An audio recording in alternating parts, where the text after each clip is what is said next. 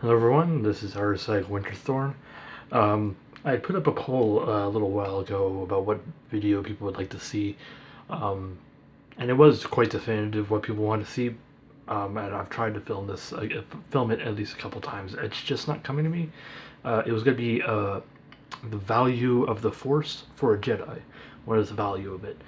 Um, I've just been very busy of late, and I've not had the chance to properly sit down and give it an honest go while having 100% energy. I just started a new job, so hopefully that will be keeping me busy for the next foreseeable future.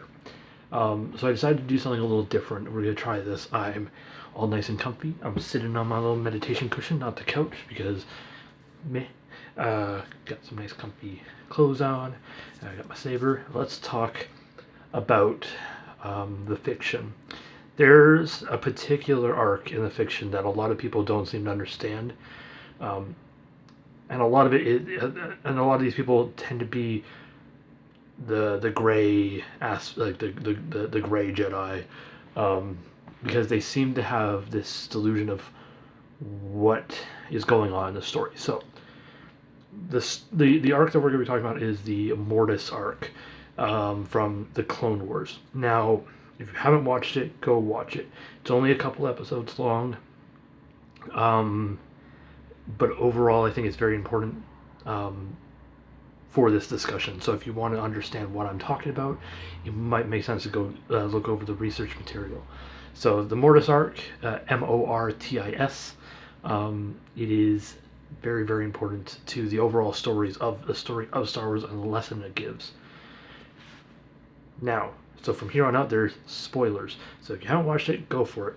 If you have watched it, keep watching. If you really don't care about it, I'm going to do my best to explain it. So, Obi-Wan, Anakin, and Ahsoka, Anakin's apprentice, that's how in-depth I'm going here, um, are on this like routine mission, whatever, and they get like sucked through a black hole and end up in this parallel universe. Well, like a parallel dimension planet thing. They crash land, whatever, pretty typical Star Wars stuff. And they come across this woman, she's a tall woman in flowing white robes and green hair, and she's like all very peaceful and serene. Her name is I no, I don't think we actually know her name. I have a it's been a while, but I know this arc pretty well. So it's this woman in white. For the purpose of this, we'll call her Ashla. And she says that she's there to bring that they pulled her the ship into their planet because her father wants to meet Anakin, Obi-Wan, and Ahsoka, specifically Anakin. And along the way, there's like a rock slide or something like that, and Anakin and Ashla get separated from Obi-Wan and Ahsoka, and they go off on their own direction. Now, she says that it's her brother. Now, the Mortis arc has 6 main characters. So you have Obi-Wan, Anakin, and Ahsoka, but you also have the Mortis gods. So you have the daughter, which is Ashla, which people say represents the light. Now we'll get into that. You have the son, who is people say represents the dark. Again, we'll get into that. It's not 100% true. And then you have the father. Now, the father, some people seem to think is the balance, because he's constantly holding, like, because Ashla and the daughter and the son, we'll just call them that from here on out, just with me. The daughter and their son, they're always fighting. They're at least bickering, but sometimes it can get to blows. Now, that's when the father intervenes and like holds them both at bay, and people are like, oh, well, that's what the perfect gray would be, holding the light and the dark at bay, blah blah blah blah. But this daughter and the son aren't the light and dark. They are. Okay, so here we go. Hot takes. The daughter and the son are not light and dark. It's a very easy mistake to make, considering that one is dressed in all light, flowy robes and is peaceful and serene and just wants to help and does whatever her father says. And then you have the son, who has glowing red eyes and black clothes, and they transform, and the daughter turns into this beautiful white winged hippogriff, and the son turns into this bat with leathery wings and big sharp teeth. Obviously, you're going to make that type of parallel. It's the same sort of thing that happened with Book 2 of Legend of Korra, when they introduced Rava and Vatu. It's just wrong. Like, you introduce these color schemes of, like, blacks and purples, and saying, like, oh, he's dark. And then you have whites and blues and light greens, and you're like, ooh, good, I'm good. So the thing about Star Wars and, like, stories like Avatar and all that, there's no definite good. The stories are about the people and the decisions that they make. If there is a definite good, then there's no questioning, obviously. There's obviously going to be the bad guy. Star Wars isn't like that. There's no bad guy. Now, yes, Sidious is obviously a horrible human being. He orders a genocide. He masterminds a war on both sides. Vader, obviously terrible. The whole, yeah, gonna murder all the younglings just because my wife might not be good anymore. So I go murder all children so my children can live. So yeah, there's, like, obviously bad people, but we assume that the dark side is evil. That's not the discussion we're going to have right now. I can do that another time. But the thing about it is, there's no definite evil, there's no definite good. It's about your actions and how they speak about you as a person. So who then are the daughter and son, if not representations of the light and the dark? They are reflections of mankind. The daughter is the selfless side, and the son is the more selfish side of humanity. Both have a little bit inside each other, but both would pursue different paths. A selfish side human being wouldn't pursue selfless acts unless it purposely benefited them. Like, oh, so-and-so volunteered at a soup kitchen, how selfless of them. But you find out it's so they can brag about it and be like, ooh, I volunteered at a soup kitchen, and that gives them brownie points or something like that. A truly selfless person wouldn't even tell anyone that they were working at the soup kitchen, right? So they're not representations of the Jedi or whatever, even though, but it doesn't make sense. The daughter, who people say represents the light, but is actually the selfless side, constantly aligns herself with the father. Now, the father is the key character here. Now, this is the character I want to talk to everyone about, because people will say, oh, he is the representation of balance. He is the gray, the Bendu, blah, blah, blah, blah, blah. No. The father is, in this story, represents the Force. Now, he holds the selfless and the selfish sides of humanity in balance. When they start clashing, he balances them out and tries to keep them together. The son, even though he looks very Sith, is not dark side. He hasn't fallen to the dark side.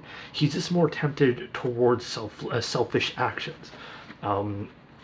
He lures Anakin away to show him visions of his future and all that. He corrupts Ahsoka, but he doesn't turn her to the dark. A lot of people, like, she looks very, like, she gets the glowing yellow eyes. She has all these dark veins all over her, and she, like, starts yelling at Anakin, like, very uncharacteristic of her. But it's not her turning to the dark side. Turning to the dark side would be an active choice.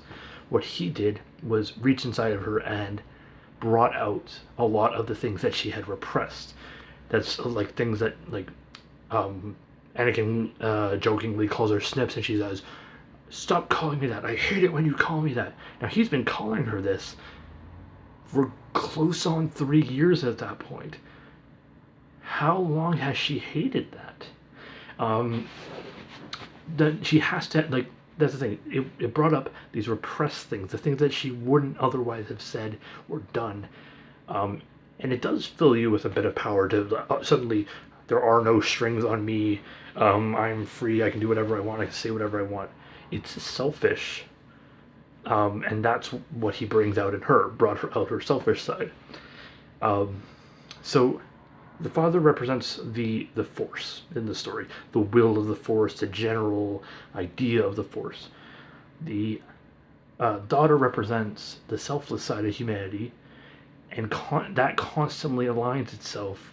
Like whenever the father says to do something, like stop fighting, bring these people to me, she immediately does it.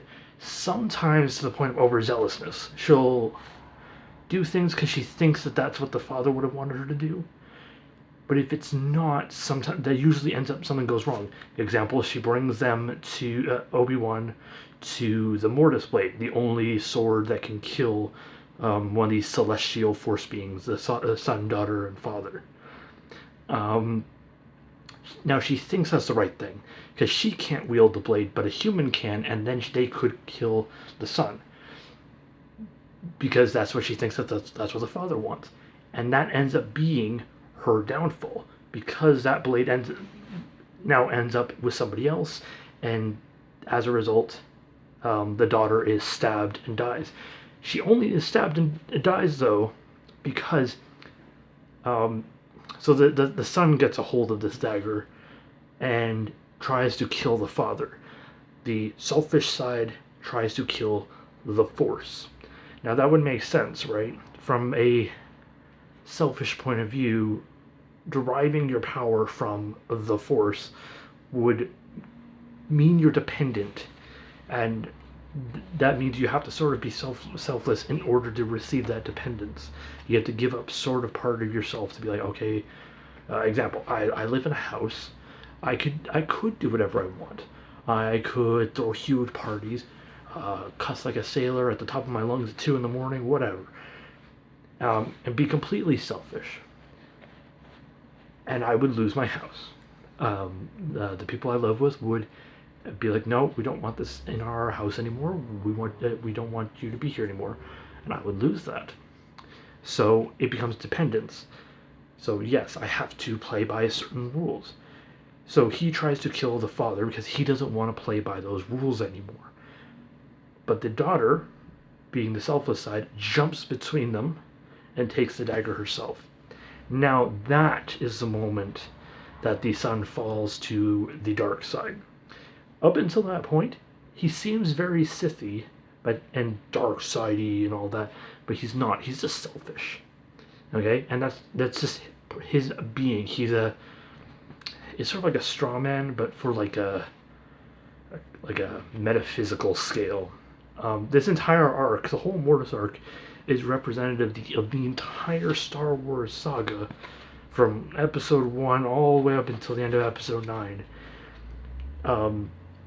The dark kills the dark side, kills the light side, but it doesn't truly kill it.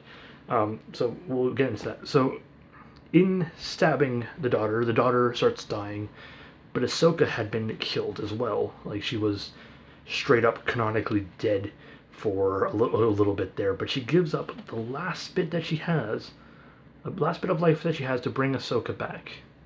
Now that's very representative of a lot of when Order 66 was carried out, the Jedi are mostly wiped out. There's very, very little left. What do? They pass on what they know to another generation. You have Luke, you have Cal, you have Ahsoka's still around, but I don't know what she's like. I'm very interested to see what she's going to end up doing. There's quite a few others, actually. I just can't remember their names right now. Kanan, obviously, he was still an apprentice, but he had to learn up again to become the Jedi Knight that he was supposed to be. They had to pass on what they know to hopefully bring that dull little ember into a spark, into a flame, into an inferno, to chase out the dark again. So that's very representative. The daughter dies, but with that last little bit, passes it on to the next generation and brings Ahsoka back, and Ahsoka ends up being able to help with the rest of the story. The Now, after the son kills the daughter completely accidentally, that is what people view as his Sith sacrifice. The Sith have to kill something that they love in order to truly prove themselves as the Sith.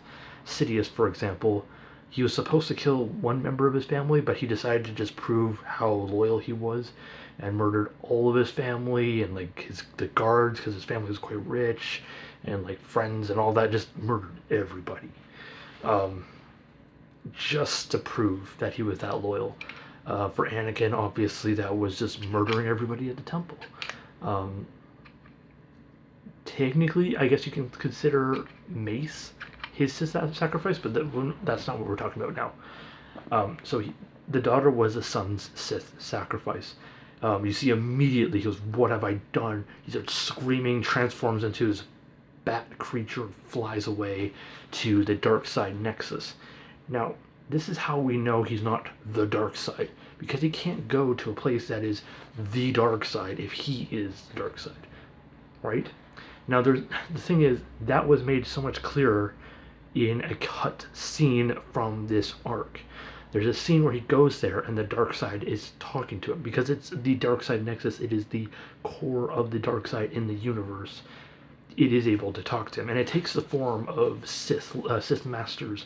You got like Revan, you have Malgus, you have like straight up Revan was supposed to appear in the Clone Wars during that arc, but they just decided to cut it for some reason. And it's really unfortunate because it made it very clear that the son was not the dark side. And he goes to them. He's like, "What do I do?" And he's like, "Well, now you got to fulfill your now. The daughter isn't there to protect the father. You can kill him. You can be free. You can be truly like yourself." And blah blah blah, all that, and more. And that's when he falls truly to the dark side. He commits a Sith sacrifice. He's confused. He's conflicted, and then he finds resolve in going all the way. And from there, he like kidnaps Anakin, turns him to the dark side temporarily, but sort of the same way as he turned Ahsoka. Like just he showed him a side of himself that he didn't really know still existed, and then also showed him visions of the future. Him killing the younglings, him killing the Jedi, him becoming Vader, and it just drives out all hope. And once that spark was extinguished, he becomes a Sith. He has a glowing yellow eyes. We get to see what Vader would have been if he hadn't been completely destroyed by Obi-Wan. Thankfully, the father is able to revert him back to normal and wipes his memories, so he can't remember that. Which is like, yeah, obviously they have to do that. It is a serial story, and in the end, Anakin can't go into episode 3 already knowing what's going to happen, so he has his memory wiped. Deus Ex Machina, correct? So yeah, this is that's the point I'm trying to break down. The son on this arc was not the dark side. The daughter was not the light side. However, this is where we as Jedi can grasp a very important lesson. The son, if the father is the Force, the son hates the Force. The selfish side of us hates that connection to the universe because the Force is an energy field that is generated by all living things, binds, surrounds us, penetrates us, and holds the universe together. The selfish side of us hates that. The selfless side of us will do anything for that. If you're selfless, anything, you'll literally jump in front of a dagger to save it. The only reason why we aren't that is because sometimes we can be a little overzealous. We can try to be Jedi too much. Key ways that I see that coming up is trying to be the eternal mediator, trying to be like I'm the one like holding in the middle, trying to balance everyone out, and trying like the problem is sometimes there's no middle ground. Well, no, there is always a middle ground. Unfortunately, that middle ground is sometimes way on one side because the goalposts have moved, and the middle ground, which is way over there now, you're standing way over here when the middle ground was over there. The discussion that you're trying to have in the middle is benefiting one side more than the other. And even if both sides are completely balanced and you just want to sit in the middle, eventually you have to take a side. You have to sit down and be like, okay, I've heard both sides. What side seems correct? Because Jedi cannot be eternal mediators. Eventually, and it's like, oh, what are you talking about, Jedi? Yeah, they can be peaceful, they can be mediators, but when the time comes for action, boom, they take these out and they usually cut off somebody's arm. Now we don't do that because this is just a very expensive flashlight that has a plastic tube for a blade. I can't cut off somebody's arm with this. But it does speak. It's like a parable, essentially. Eventually, you have to act. You have to take a side and stand for it, and be decisive. Don't be wishy-washy and be like, oh, one day I'm gonna be like this, but now they're. You have to take a side and be like, okay, this is it. Like, what does the Force want me to do? And I'll do it. Okay, because we're selfless. We have to defend the people that are bound to us through the Force. We have to defend our ideals. We have to be selfless about it. Okay, because sometimes it's easy to be selfish about it. It's easy to be like, oh, well, such and such is a symbol. This is going up on my YouTube channel anyway, so I'll just say, example, the Confederate flag. Okay, this is gonna really irk a couple of people here. The Confederate flag. Some people hold on to it because it's a symbol of what my ancestors fought for. It was a flag that lasted less time, that was around for less time than the Obama presidency. But I don't see people flying an Obama flag right now, even though that's part of your history.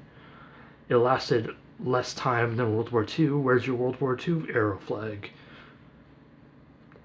That's the problem. It's also not the official flag of the Confederacy. That was a very specific flag used for battle only.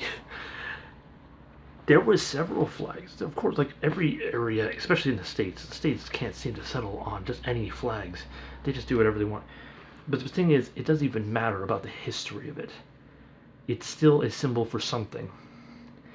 And unfortunately, as much as some people will try to fight it, the leadership structure of the Confederacy adamantly believed that the African American was completely and utterly subservient, and that their natural position was to be obedient and subservient to the white man. That is what they stood for. And I don't understand how schools continue to teach this fair, ooh, well, they were just misunderstood. They actually believed in certain trade things. It was about the slaves. Of course, it's about trade and all that. They wanted to trade slaves. They wanted cheap labor. No labor is cheaper than people that literally have to work for you or die. These people are robbed from their homes, taken away to another country. We can blame the fact that Africa is so poverty-stricken by Europeans going down, breaking up their country that required migration and a nomadic lifestyle in most areas, breaking it up into squares. Look at a map of Africa. No country is shaped like that anywhere else in the world. And there's square, square, square, square, and you guys gotta stay here. And that's why the country is so poverty-ridden in many areas, because they weren't meant to stay there for some time. Sometimes that area would become very dry and barren and they'd have to move. But because we decided to block them up and then rob them of most of their population for cheap labor, we've helped destroy a country that's still struggling to get back on its feet for that. And then we displace them into another country for the purpose of slavery under that flag. And for that reason, I do not believe a Jedi should ever hold that flag. Ever, I'm trying to calm myself down because this is something I'm very, very passionate about. But passionate peace and all that, blah, blah, blah. And then with the final argument for the whole Confederate flag issue, the people that are most affected by it were the people that were held by slaves there. They see that and they see a symbol of hatred, they see a symbol of racism. It is not your responsibility to tell people how they should feel about something. Okay? It is a symbol. It's still a symbol. That is it's a flag. It is a symbol. And if you fly it, you are stating that you hold by the ideals of it. Or at least want to honor it. There is nothing honorable about that time in history. Nothing. It was a horrid time. People were owned. Could you imagine waking up every single day, crack of dawn, to a man who would beat you, might crush your foot just for... I've watched a lot of these like slave trade movies, and of course they're dramatized, but they're also downplayed. They're downplayed for the sake of making us not super uncomfortable watching it. And I like the 12 Years a Slave, an excellent example of that. But I remember one. I can't remember what movie it was. But this one slave like ran away.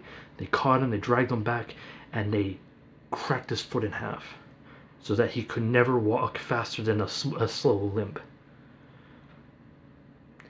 And that's downplayed. Some of these people were just straight up murdered for fun, set on by dogs, strung up in the galleys and the ships that they were taken from their homes, strung up and tortured in front of their families, just for the sick pleasure of the people who had stolen them. And worse, we don't know the whole extent of what happened then, but could you imagine anything like that happening to your family? I know I can't. Like I've been in my room like most of the day, taking care of things, playing games, chatting with friends. I've never been whipped. Well, yeah, I went through stuff in the military, but I've never been like beaten to a pulp, left to die, set on by dogs for fun. Nothing like that. Okay, and that type of pain does still pass down through generations. Okay? And to still see these types of symbols flown around that can still hurt a person in their soul. And the fact that some people still will hold by it and hold this like feeling like I need to fly this flag. My great-great-grandfather fought under this flag. Then your great-great-grandfather was a terrible human being, and there's no way around that. Well, no, there is a way around that. Stop flying the flag and be like, yeah, my great-great-grandfather flew for the Confederacy. What a dick. I don't know. Honestly, sometimes I don't know how to explain it. Like, I don't know. I don't want to rant forever, and this was supposed to just be about the Mortis arc. But overall, the Jedi would align themselves with the Force and what it asks of them, and we know what it asks. Okay, it's not like that's hard for a Jedi to do. It's very easy to try to understand what the Force is about. First, the Force is an energy field generated by all living things. All living things. It does not care about your skin color. It does not care about how many fingers you can point to count out how many different types of people there are. It doesn't matter about their gender, their sexual orientation, their lack of sexual orientation or gender, their ethnicity, their religion, their...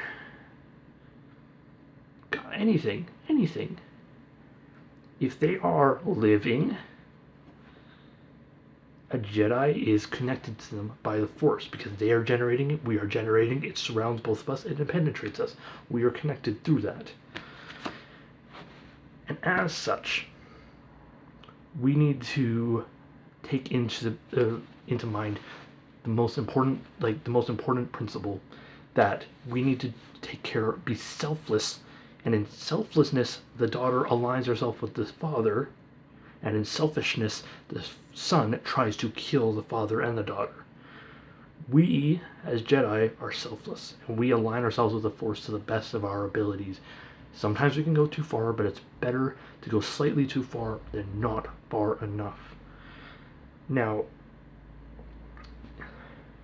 we take that, the whole connecting thing, and we see the people around us. Some people are still affected by these symbols. A Jedi would not bear these symbols because of how it affects others. It severs, like if I walked around with a Nazi flag on the street, or you know what, let's not do the Nazi comparison because that's way too far. But let's say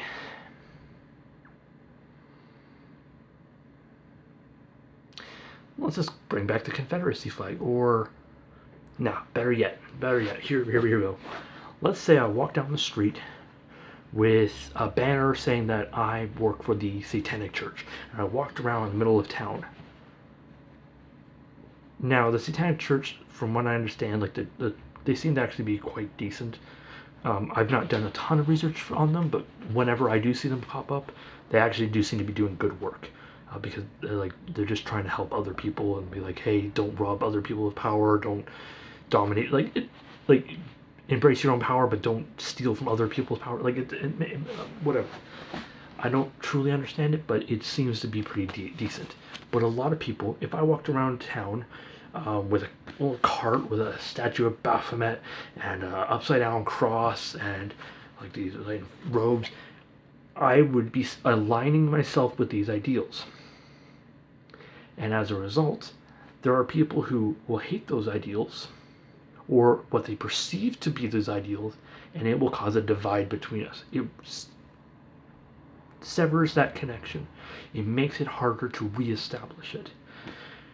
Now, of course, it's important. I'm wearing a Star Wars shirt, for example, and there's Star Wars logo there as well. And I'm obviously Jedi. It's painful. Now, that can still cause a slight divide if somebody believes that Star Trek is better than Star Wars for some reason. I'm kidding. It's decent. I just prefer Star Wars because laser swords are cool. They go vroom vroom. Now, of course, that can still cause a divide.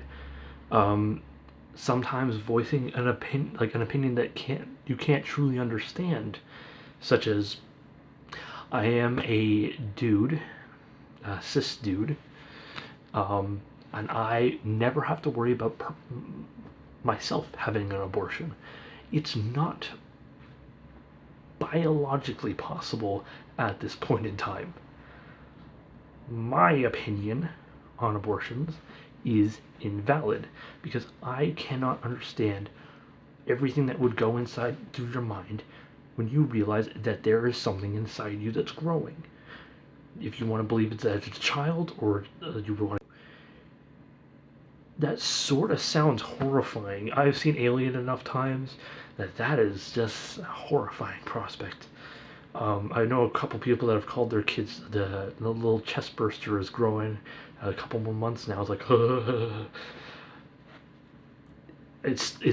can it be magical? Yeah, of course it can be magical. Like, you can bring life into the world, but at the same time, there's a lot of other factors that I, as a dude, cannot fully comprehend.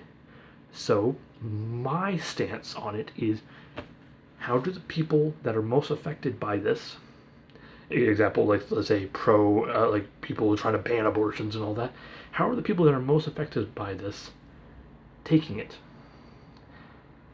Most people that I've talked to want to at least have that choice. And it's not like Planned Parenthood is only doing abortions. It's Planned Parenthood. It's planning it out and be like, hey, listen, you might not want to get pregnant now just because of your position.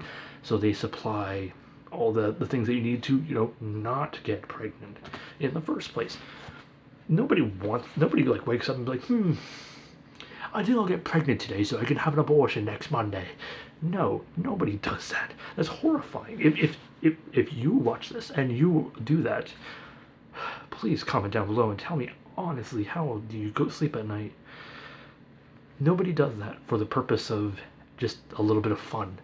Because abortions can't be fun. They're horrifying. But it's still their choice, and it's something like, and of course I've never met anyone who's wanted to for a gleeful reason. It's like, I can't.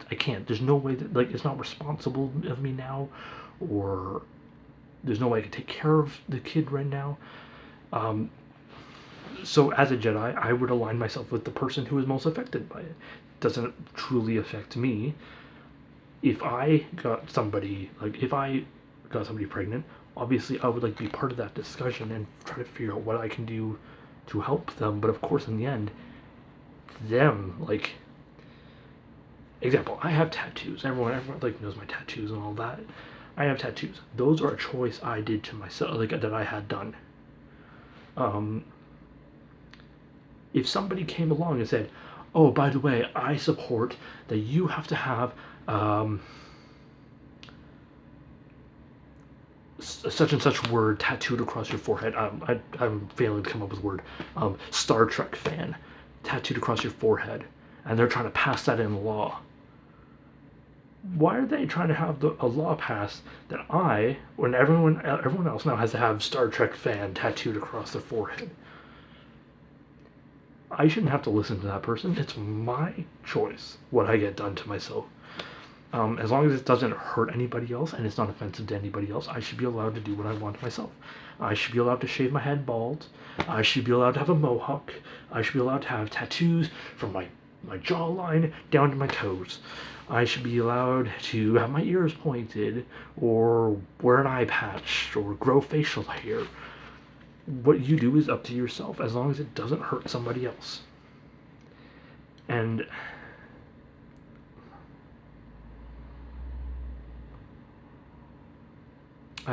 this is getting very ranty. We were just talking about the Mortis arc, weren't we? This is why I typically do a script.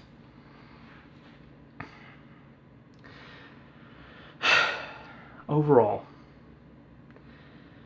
the sun doesn't represent the dark.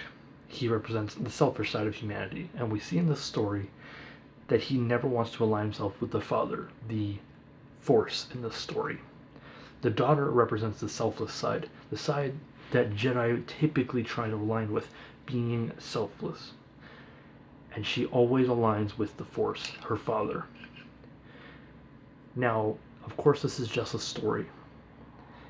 But in the end, even the selfless side acts. She does things. She gets out there. She actively fights against the selfish side. Actively fights to protect the Force. Actively fights to defend Anakin, Ahsoka, and Obi-Wan. Even there is one time though that she does have, I think it's Anakin. I'm pretty sure it's Anakin. No, Ahsoka. I think she has Ahsoka by the arm or something like that. And she's at her hippogriff form, but it was like part of a test to see what Anakin would do if he had to choose between Obi-Wan and Ahsoka, and it was this weird power play just to see if he was actually the chosen one, which she was confirmed in that arc, which I'm not a big fan of him being confirmed as the chosen one. I prefer to think that the chosen one is everybody. It's just what we choose to be. He's just immensely powerful, and that's midichlorians and all that nonsense. But she only does that. She only threatens Ahsoka because the father told her to do it. The Force is very mysterious. We don't truly ever understand it, and sometimes it can be very hard to hear. But when you do hear it, you have to act, and we know how to see where it wants us to go. Because if we find ourselves aligned with people that want to divide us, that want to be less inclusive, that want to support symbols that make people angry, upset, sick even, like just when we see marginalized peoples, trans peoples, people of the of course all included the LGBTQA plus community, they are marginalized. Certain races in certain countries are marginalized. Even here in England, like I don't see it like very blatant, but sometimes like it's a very deep rooted and very It's like a weird double standard. Like if you look into it, like look at like Will and Kate and the comparison of what all the things that they did to Harry and Meghan. Um, some of the things that they did were exactly the same act, but when Kate did it, she was angelic, she was beautiful, she was perfect. When Meghan did it, she was an attention hog, trying to show up, trying to be a media star, blah blah blah. And people wonder why her and Harry just left the royal family. Who wants to put up with that and be like, hey, I love this woman, I want you guys to respect and love her too? No, we don't want to because she happens to be part black. So yeah, I fully support their decision to leave because like people that are marginalized deserve, like, it's not about like trying to like give them more benefits or anything like that. It's just about viewing the person as their own person. It is selfless to do that. It's very selfish to decide to like put people in boxes and be like, this is what you're allowed to do. We don't believe that you should be allowed to have certain rights. Like I see in the States where it's like prisoners want to be paid for their work. Fun fact, people in the States, you have a slavery system still running right now, and it's legal. They put people in prison. These people have to work. They are paid nothing or next to nothing to work, sometimes as firefighters in dangerous situations. And sometimes these people will be refused to leave. Like they cannot leave even after they're like when they've been reviewed and like, hey, they're excellent, they've done like great, they've been well behaved, they've shown reform, let's put them back out. It's like, we don't want to let them go because they're a good worker. If they're a good worker, hire them and pay them actual money. So there is a slave system still running in the US right now. And the general tone of when these bills get brought forward of paying them at least minimum wage for their work, people will scoff and say, oh, crime shouldn't pay. It's like, no, it doesn't pay. They've had their rights ripped away from them and they're in prison. But they should at least still get minimum wage for work. If they're working, give them a job. If they're working, give them a job, obviously. If they're working, they deserve a wage for it. And not 12 cents an hour, if at all. Some places don't give any. And yeah, I believe that they should be paid. I believe that, like, obviously like the wage gap and the gender pay gap, I've seen a lot of argument, like, example, like, I've never been paid enough to see that because like minimum wages are minimum wages. Nobody can be paid less than minimum wage simply because of their gender. So everyone that I've personally worked with has been paid the same. But then when you get into the nuances of it, and it's like, oh, sometimes a woman she'll take like some time off because she wants to have children. That's a choice. You're allowed to have that choice. You're allowed to do that. But then they get punished when they try to re-enter the workforce because it's like, oh, there's a gap in your resume. We want to pay you less because of that, even if they're as qualified and as efficient as somebody else who cannot physically get pregnant and therefore has never left the workplace for such a reason. This is why Jedi align themselves with people that are marginalized, because we are connected to them, and at the same time we have to defend them.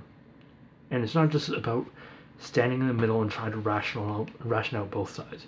Eventually, one side is wrong, and it's a side that puts other people down. And I know that, like, I can imagine this is going to cause a bit of backlash or whatever, and I don't really care. Because it's true, and I understand the world is very inflamed right now.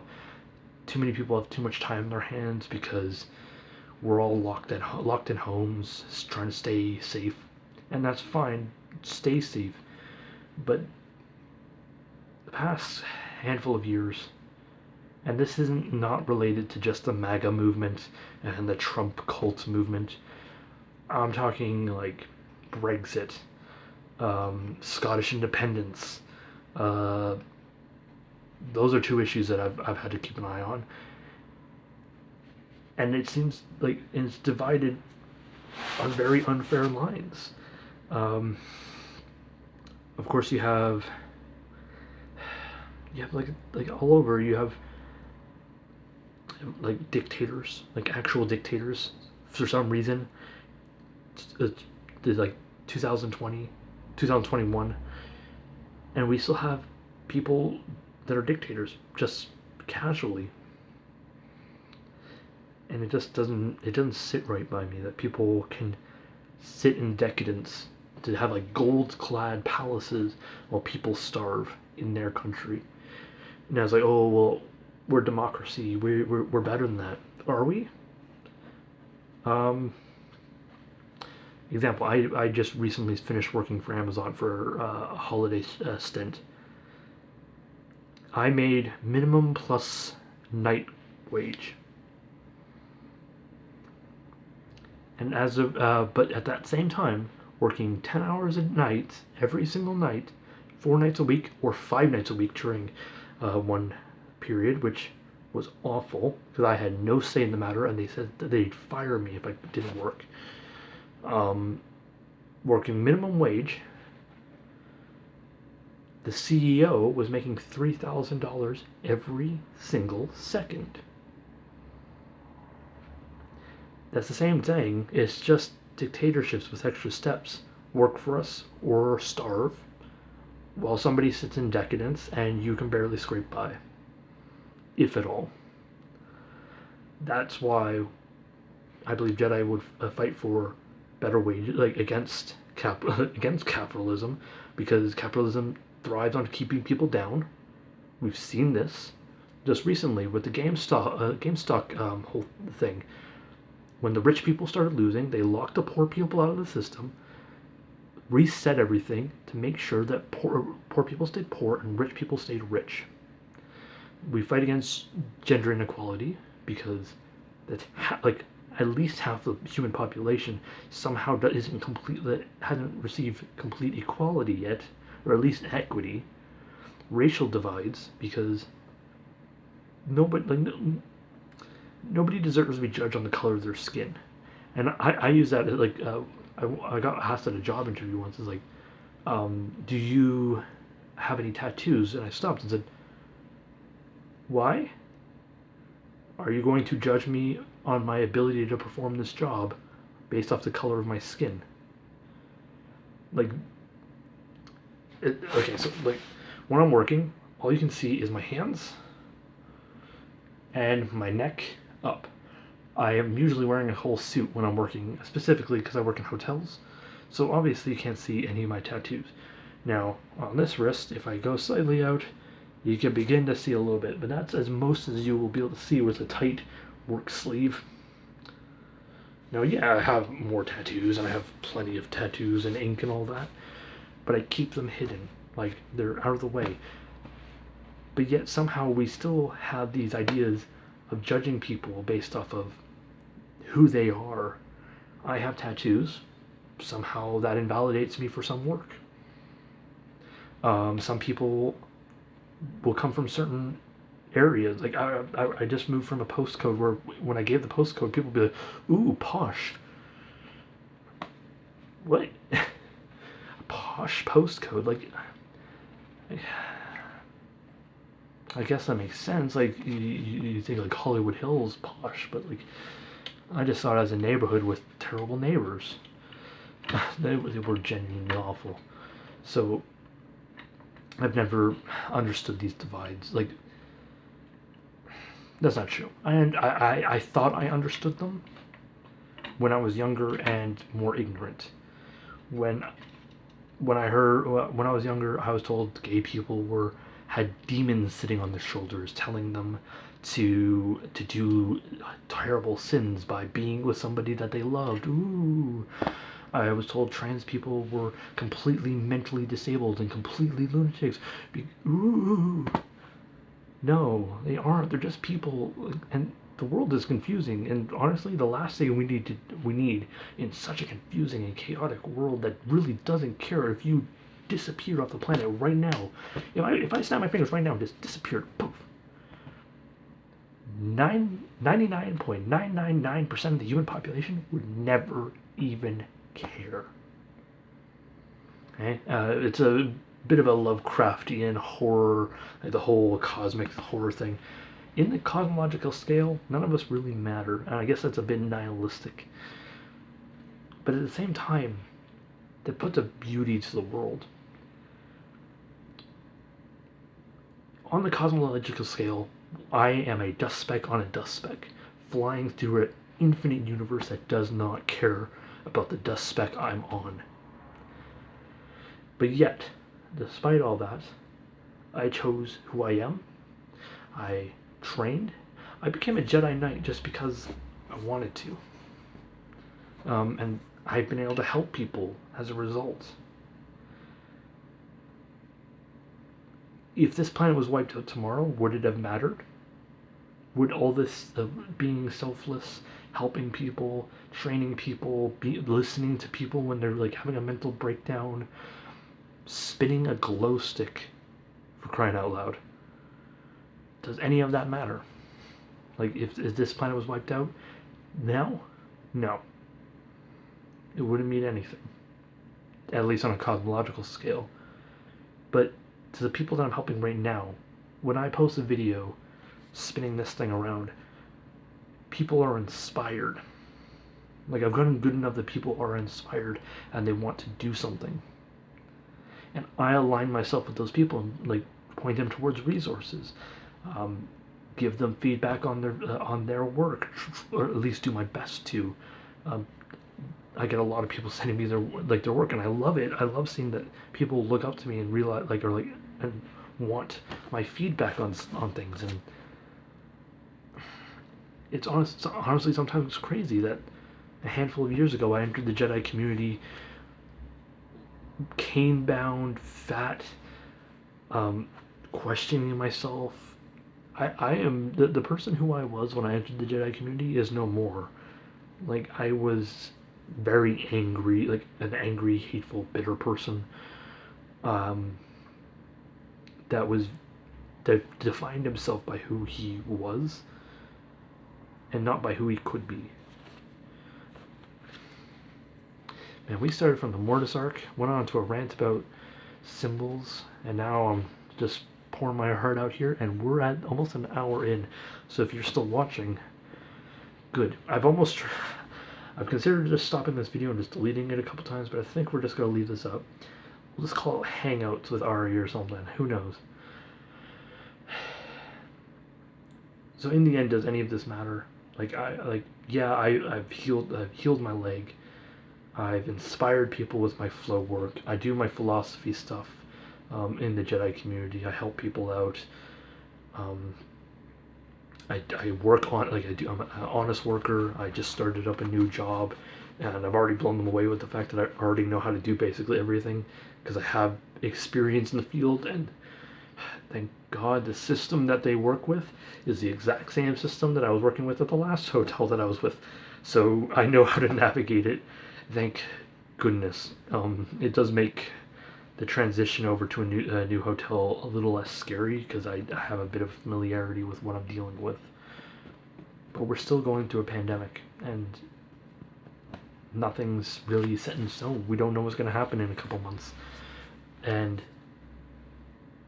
it can be genuinely terrifying. I remember it's February 18th today. March 23rd, this upcoming March 23rd, will be the 1-year anniversary of lockdown in the United Kingdom. And I remember last year feeling completely lost. Because, sorry, I'm getting a little emotional. So, at that time I was working at a hotel, and the general manager there was one of the most happy, jovial men I had ever met, always snacking on little sweets, always down to like talk to you, always like, and when he was listening to you, you knew he was genuinely listening to you. And around this time last year, I remember that's when lockdown was beginning to like be something that was going to be talked about, and people started canceling their bookings and their events. And then the week, 2 weeks before lockdown, when they announced that we were going to be doing a lockdown, that's when the horror truly set in. We refunded so much money. I'd never seen him, like, a man go from being so happy and jovial to so visibly depressed. Um, his office was viewable from where I was sitting, and I was probably one of the only people that could see him at all times. And I would see him just sometimes sitting there with his head in his hands, just completely dejected. And I remember being like, is this place going to close? Like, am I going to have work? Thankfully, it didn't, and from what I understand, it still hasn't. It's holding on, but barely. But then the reports of the deaths started coming in. From Wuhan, of course, the bodies piling up in the streets. Then Italy, then New York. Just how bad it got. I remember being so depressed because we can as a Jedi, you have to be depressed about these types of things. I can't imagine and I remember being even more depressed because so many people didn't want to believe that it was something that was real. Even people that I was working with were saying that it was no more than a flu, and yeah, people were saying that. But here we are, a year into this. It's been officially a year that there's been coronavirus here in the United Kingdom, at least. I know because my memories popped up, and it showed me that I had posted about a year ago about the sensationalism of the media saying, ooh, coronavirus cases have doubled from 4 to 8, which is true. But now look at us. Like, our healthcare system is still pushed to its brinks. I walk through town, and there's places that I used to go that are closed and like will not open again. Like the landscape is permanently altered as a result, and I remember being so depressed because I thought this is it. That this is the end of mankind as we know it, and it's true. It is true. That was the end of mankind as we knew it. Humanity has changed in the past year. Like, humanity is the most adaptable thing, like, creature on the planet. We can live in any biome on this planet, and we've managed to survive multiple pandemics throughout history. This one, I think, has been the easiest for mankind, simply because we are more capable of being entertained at home. I could be on my computer. I could be talking to you guys on a phone. I could watch my TV. I have infinite entertainment. I have my books, of course. I have my sabers. Like, come on, the last year, how much time I've had to practice with this? It's insane. We've had just the craziest year, and as a Jedi, it was hard. It was very, very hard to get through most of it because of how terrifying it was to see how much death there was, but at the same time, people not wanting to take it seriously. And that is the difference overall. Now we're going to bring it right back to the start. The difference between the son not being the dark side but selfishness, and the daughter not being the light side but selflessness. And that shows in how they relate to the Force. We do what we do because it's important, not to us. Most of what I do is not important, doesn't truly affect me. I don't sign petitions for equality because I need more equality. I'm fine. I'm a white dude in a Western, like a first world Western country. Most of these things aren't going to affect me, but it's not about me. Okay? It doesn't have to be about me for me to care. I have trans friends. I have gay friends. I have friends of literally every label out there.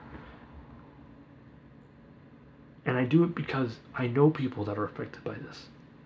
And it makes it much easier to relate to these problems when you know somebody who's going to be affected by it. When, like, I imagine if the Trump ban on transgender people in the military, when that went through, if you had told me about that 7 years ago, like if that happened 7 years ago, I would have been like, whatever. But now, because I've developed a lot more empathy on the matter, a lot more, I've gained knowledge on the matter, because sometimes just learning about something will help you realize more about it. But I know people who are trans, and it, like, to see their ability to do good just robbed from them, like to serve in their military, even though what's going on down there and doesn't really, like, because we have women in the military, we have men in the military. What's the difference? There's no difference between a trans woman and a trans woman and a woman. If they want to serve, that's the important part. Okay, a human body will still swallow a bullet the same way, and an eye can still look down a sight the same way, and even then, most people, it's like, oh well, they might not be able to serve in a battlefield. They don't have to serve in the battlefield. Not everyone who goes into the military goes onto the front lines. Most of them stay back. Ammo techs, weapons techs, aerospace engineers, they stay back and they, do work. Like, there's office jobs that have to be done in the military. So, I don't know. I'm not even sure where I'm going on this anymore. Just rambling, just talking, just getting through this. Because I just want, because the whole point of this channel was Jedi martial arts and philosophy. And I've done a lot of the martial arts because it's fun to do. The philosophy side stuff, I just find it's because I want to write scripts, and I have written scripts. If you go to the Jedi Conclave channel, I did a 3-part series on the Youngling arc. I'm pretty sure it has a name. I still have the script, big ol' stack of pages, but I prefer just talking and just going, because the thing is with these philosophies, specifically Jedi philosophies, is they can't be rigidly defined, and they have to be given multiple examples, and that takes time. So I start with a parable, which the movies and the shows are just full of them, and I have a couple more, because I have, it's underneath my drawing pad. I have Light of the Jedi, and I'm not even most of the way through it yet, but my goodness, there are so many lessons in here.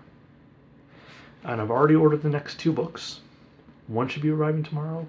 Another one eventually after that. It's the #1 bestseller in the UK right now, and I imagine my copy is way down at the bottom of that pre-order list. But I'm honestly surprised.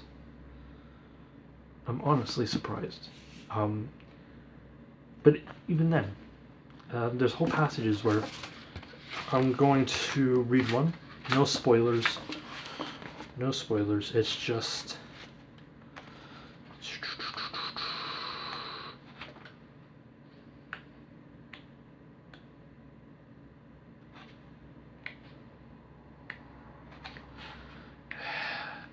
We'll find this, don't worry. It's not...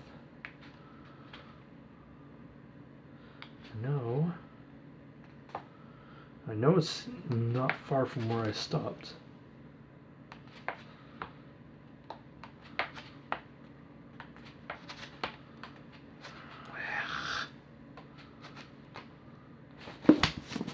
I'm not going to be able to find it right now, and I don't want to waste your time flicking through a book. Overall, it's a simple paragraph that you could just read. Okay? It doesn't have many blatant lessons in it. It's specifically talking about one character's lightsaber and how they think about it, and how it's like, oh, maybe I should do a repair on this or whatever like that, or maybe it could be prettier or something like that. But it talks about the reflection of the Jedi and their lightsaber. Like this, I love this thing so much.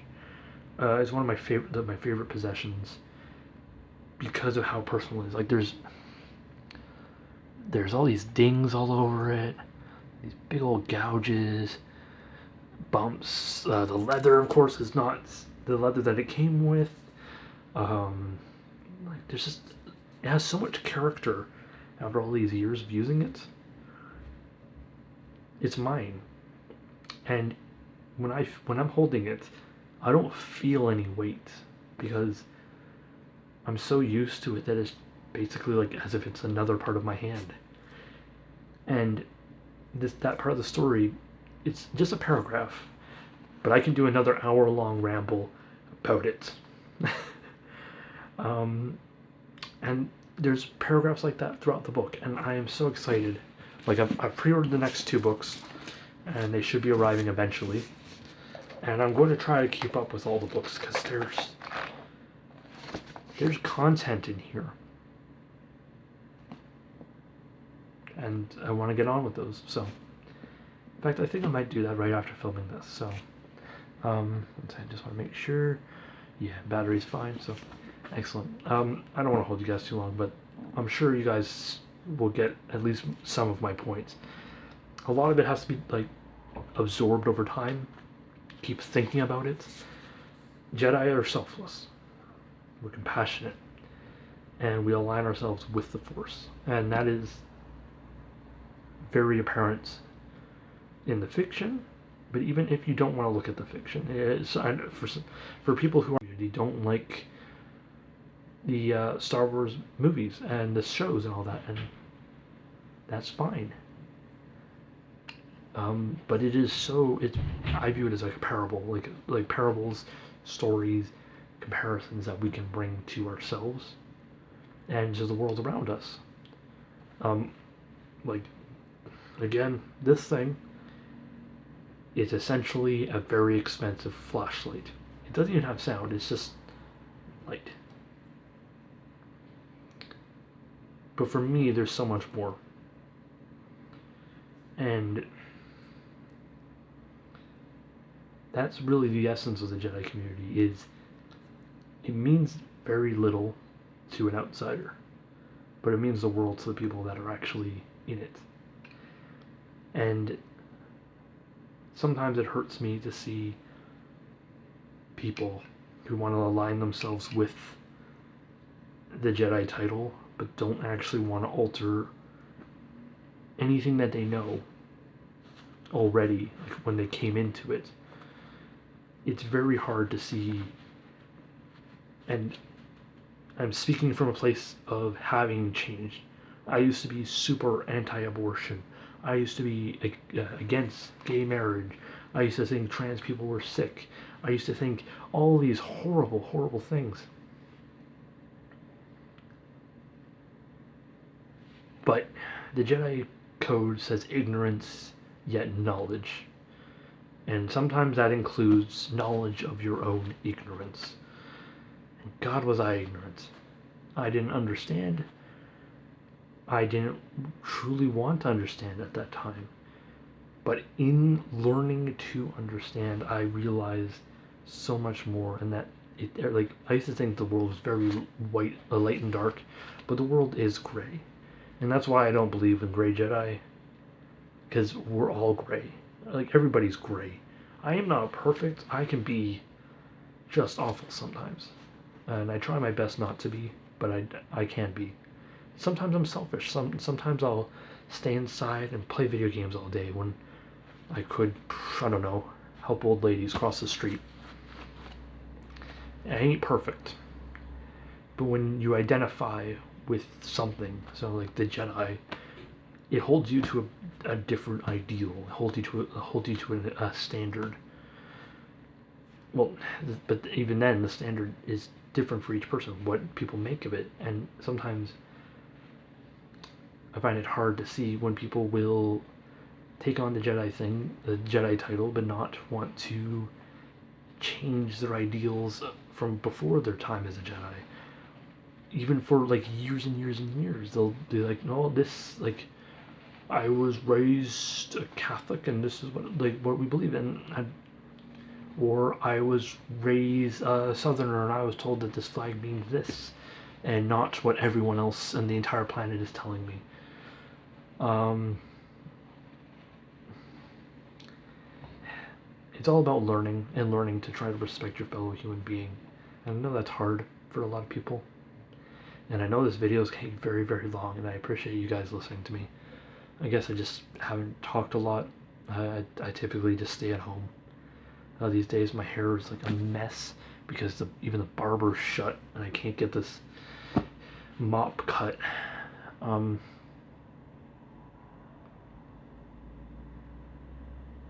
think I've talked myself out at this point. Listen, in the end, we do what we have to do, not for ourselves. At first, when I came onto this path, it was a selfish thing. I just wanted to be a Jedi. That was it. I thought that was the coolest thing in the world, and it is pretty dang cool.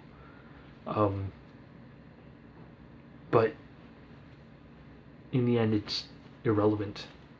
It's our choices that matter. And sometimes it's very hard to see people aligning themselves with selfish ideals rather than selfless ones, simply out of the idea of trying to be balanced, trying to be the mediator, or just not wanting to move on from whom they were to them that they should be as a Jedi. And I hate having to be somebody who has to preach it and say, you guys should be better. But we should be better. I had to learn to be better. I had to learn to let go of a lot of hateful ideals.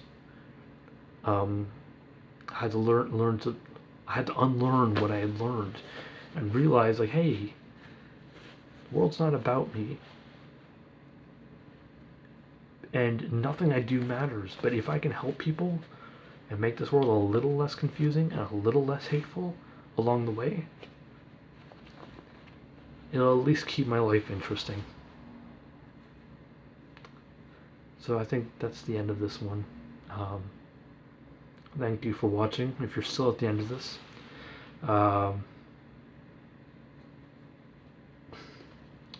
yeah, crazy ramble from Star Wars mythology all the way to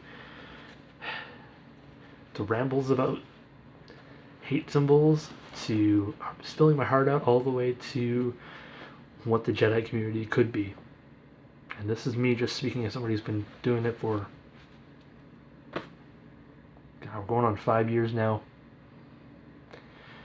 I'm becoming an old person in the community. One day I'll be the wise elderly sage with a flowing white beard. One day. Subscribe if you want to see that person one day. And may the Force continue to guide you.